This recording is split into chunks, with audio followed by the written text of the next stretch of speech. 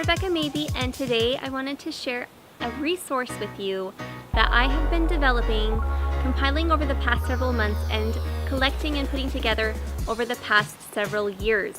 I've been doing photography for 9+ years, working from coast to coast, and 7 of those years I spent specifically in Utah. This is a resource that I wish so much that I would have had starting out as a new photographer.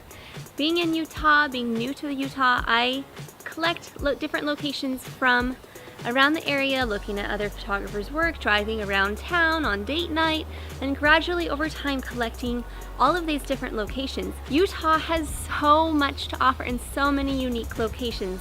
Whether you are a new photographer or just want something new and out of the box from the locations that you've been shooting at, or if you have a client that comes to you and wants something unique that you haven't done before and you need to have the quick answer, then this is the resource for you. Not only does the guide include lists, including being able to search by counties, by cities, by location type, like waterfalls, rivers, fields, etc. There are quick maps with different regions of Utah that you can quickly search through, zoom into the pins, look for more details on those locations right within your area.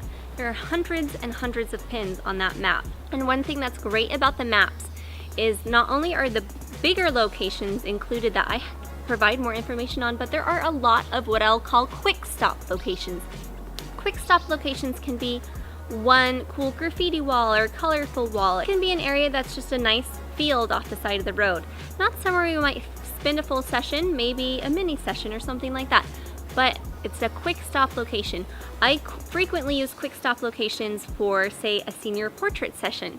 Another example of a quick stop location would be a cute house with a white picket fence where you're looking for something for an engagement couple and you want that cute domestic vintage vibe, and that's the perfect quick stop location. I want to talk to you a minute about how important it is that you are the go-to resource and expert about locations in your area, especially when a client comes to you. I can't tell you how many sessions I have booked with clients being able to say, here's the locations I recommend. If you can ask early on what kind of locations they might be thinking of, what kind of look they are, if it's something, just if you get 1 or 2 words like, oh, maybe somewhere rustic, or sometimes they have no idea. If you can say, these are great locations I recommend, here's samples of those locations from certain blog posts you've done, that is a resource to you. If you have new locations that you have not been to yet, then there are several reference blog posts within those location information pages that you can reference your client to. Let me give you an example of a recent client who came to me, and this is a very frequent thing where right off the bat they may be on the fence about booking you until they know that you are an expert in your field, not just with photography, but with knowing more about the location, and have confidence that you're going to know what there is to know about the place so that they don't have to be worried about it. So this is my example of a recent email with a client. She, right off the bat, wants to know about which location she should do. Her preference is a beach. Her husband suggested 2 locations. One of those locations is SOOOO Baths in San Francisco. Now she has her newborn and the 2.5-year-old in their family, as well as 1 other child. And right away I thought, this is a beautiful location. I can see this specific shot here. And I also thought, 2.5-year-old newborn. I thought, mom's not gonna be wanting to climb up and down these big stairs with a little baby. She's not gonna want to have a 2.5-year-old who is running around trying to explore, because there's kind of some dangerous drop-offs at this specific location. And so I'm able to, with that location in mind, recommend what's going to be best for her family. So as far as choosing new locations, the more I know about the location, even if I have never shot there before, the better I can express these concerns and help match a better location for that family and their specific needs. Another family that I had photographed was on the beautiful cliff sides of Santa Cruz, and they had a little baby who, was barely even standing yet, so they're able to hold him for all the pictures. Now, I would never ever take toddlers there, because then even if the kids' parents were holding them the whole time, I would still stress about them running off a cliff. That would be the worst decision ever. But if I had never been to that location before and wasn't familiar with it, that it had these kind of dangers, then that could be a danger for me, it could be a danger for my client. It would make my client stressed out the whole session. So this is one of the reasons it's very important to be an expert about locations and not just let your client choose the location either. So I did mention before how I want to talk a little bit about why it's important that you take the control, or at least know enough about the location that your client has chosen to be able to be the expert. So years and years ago, when I was fairly new as a wedding photographer, I had a bride who said, oh, and I know where I want to go for the wedding party photos, for the bridal party, and well, I know where I want to go, and I'll arrange that, okay? And I thought, great, one less thing that I have to do. You guys, it did not go well, okay? So the day of, we have the big limo with a large wedding party, and we pull over to this specific garden park that she wanted to photograph at. And there's cars everywhere, and suddenly realized, you know what? There's like an event going on today, and it was a garden show that was going on today. And of course they say, no, you can't be photographing here today, and they shoot us away. Well, first of all, it's not like everybody in the wedding party knew that that was the bride's fault. Nope. Location falls on you. It is your reputation. And so if there's some kind of dilemma on that the day of, it goes on your shoulders, and it's what people remember, having that stress. And oh, that photographer didn't plan this well enough. And so I just remember thinking, oh, I should have taken control here. Now I'm going to talk quickly about what I have in the location guide, and that is Plan B locations. It is quick reference locations of areas that are recommended nearby if you should run into any kind of hiccup like that. If there's something unforeseen that you run into, you can quickly reference the guide and be able to have those Plan B locations, and that can be a lifesaver. So for this particular session, fortunately there was another location a short ways away, and by the way, that location she had chosen also required a reservation and a fee, which I think the bride didn't know about either. I didn't know about it at the time, and you know what? I think I just expected her to figure that out. Big mistake. It is important for you to know what all the policies are, what fees there might be, if there's reservations required, if there's specific days of the week that they only allow photography, and to be familiar with all of those rules so it does not fall onto your shoulders and your reputation. A second story that I wanted to share about matching a location that fits with your client. One bride that I had years and years ago, she requested something very unique. She just wanted something that was old and run down. Okay, well, old and run down, especially with the growth going on in Utah, is getting more and more rare and hard to find, because, you know, I have found several abandoned houses and things like that over the years, but what happens is then they get torn down and rebuilt as progress happens. Well, she wanted something like that, and I spent more time than I should have with what I was charging at the time to find a very unique spot for her. It was this old pioneer stone ruin. Very cool location. Now the thing about this location was, I told my bride, I said, you know what, it's going to be about a 15-minute walk. It was a little bit more of a hike, but to me it felt more like a walk. She said, oh, okay, and by the way, my sister wants to come along. I said, okay, great. Here's the thing. I did not realize that her sister was going to bring a newborn baby, and she had just had the baby a week ago, but still wanted to come to her sister's bridals, and that her mother, that was getting on in years, was going to be coming too. Well, the thing is that they were very uncomfortable in this 15-minute walk. It turned into a 45-minute walk, and it took such time, and we had to stop again and again, and my clients weren't comfortable. The point is that you want to try to make sure your clients are comfortable and be able to know enough about the location that you can properly pair those. So that's why the key is so important in the locations guide. It will provide you all the different information you need to know. If a location allows pets, what the terrain is like, if it's going to be a difficult terrain, how much of a grade there is, if there's a lot of bugs at a location, oh man, if this location is going to be good for the large groups, there's fees included, where to park, what times of day the lighting is going to be best.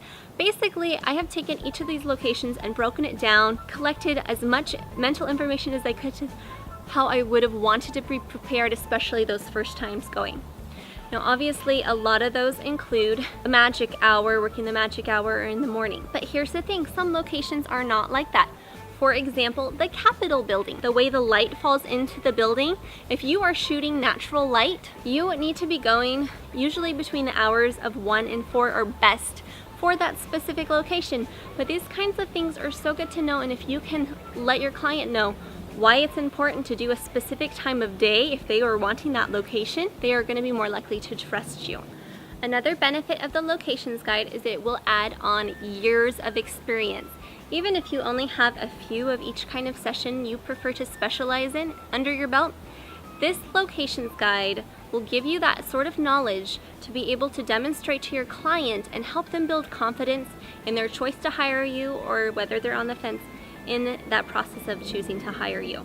So one example that I have is if you are in consultation and your client asks the one question, they say, have you photographed at this venue before? Now maybe you're starting out new in wedding photography and your face kind of goes blank and you go, oh, no, unfortunately not. Now I have been there. I have been in those difficult consultations where there's this awkward pause there because they go, you can tell that they're a little hesitant. There's a hesitant moment to hire you because they want someone who is comfortable with their venue and location and to know enough about it. But with the locations guide, one of the things that I have included is not just cool places to photograph around town, but to know about the venues around in Utah. There are so many venues in Utah. I have not even photographed all of them. And so I got asked that question a lot over the years when I'd be in consultation, because what would happen is I would shoot at one location, and then once I put that up on my blog, then I'd start to get a lot more business for that particular location because people had confidence I was familiar with it. And the more I photographed at it, the more people would come to me and want, to hire me because of my experience. There are venues all over in Utah that will allow photographers to come, especially during the week, during their non-busy and obviously non-booked times, to be able to photograph a bride and groom who want a beautiful location like that. And those will most of the time include fees, but you can add something really beautiful to your portfolio and be able to open the door for individuals who'll be getting married at that particular venue, and they'll be less hesitant to book you because they'll see that you've at least been to the location before and become familiar with it. Now, if you haven't even reached that step, you can even utilize the guide for your use in consultation when they say, have you shot at this venue before? And instead of that awkward silence, you can say, I haven't had the opportunity to shoot there yet, but I know a lot about this location.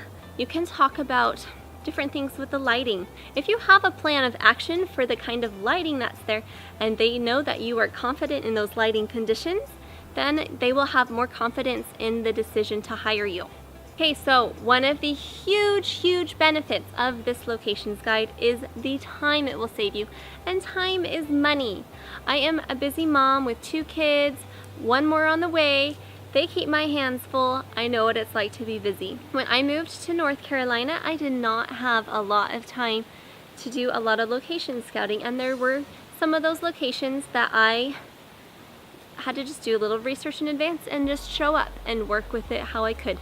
But I would have loved to know more about the locations before going there. For example, one of them tended to flood certain times of the year, and so there'd just be a lot of mushy ground, and it was not something I wanted to show up and discover. And so that would have been a great benefit to me as a photographer moving to a new area and learning more about the terrain and the time of year and things like that can happen. And just realistically, just in an ideal world, yes, you should go to the location in advance and become familiar with it itself, no matter how many pictures, etc. that you have looked at. But that's just not always reality. In reality, I'm very quickly making my way out the door to a session. If I can make it to a session 15 minutes early and then just use that time to be able to look around and become familiar with it, so I know to bend the corner and go right over here to this spot of shade, to go down the hill and there's this perfect spot of field, then I show my client when I get there that I am knowledgeable of the location, even if I have never been there before. for, okay? That's the reality of what we do. As photographers, there is so much that is expected of us. Well, that's all that I'm going to get into. If I have not convinced you by now to check out the locations guide, be sure to check out ourphotographercircle.com, and in the store you will find it there. I am so excited to release this product so that I know it's going to help so many photographers. One of the number one things that photographers talk about in forums all over, different photography forums that are local groups, are about locations and where can I go that's going to have this kind of look, what can I find with this, and oh, I need a location, please someone help me. Which is why I have started my own VIP group for those who have purchased this guide, because we keep you updated on all those changes, especially in a place like Utah where things are growing right now. There's a lot of movement going on, a lot of development, buildings getting painted different colors, little things like that that are actually big for us. Once a week I will share posts on recommended locations, highlight locations, and mistakes that I've made early on in going to those locations and how you can better fix them. I hope to make this a strong network where we can help support each other to have the best sessions that we can. One of the number one things that clients say to me, specifically couples, when I say, hey, what attracted you to my work, is they will tell me, we love your grand nature shots. And you know what? That tells me something, because that is what drew them to my work, to have these beautiful colorful sunsets and mountain rolling hills, etc. All the beautiful flowers, whatever it is, I have taken and made the effort to go find these beautiful places and to be able to make that something that stands out from hundreds and hundreds of other photographers. Thanks so much for listening, and be sure to check out the complete Utah Photography's location guide.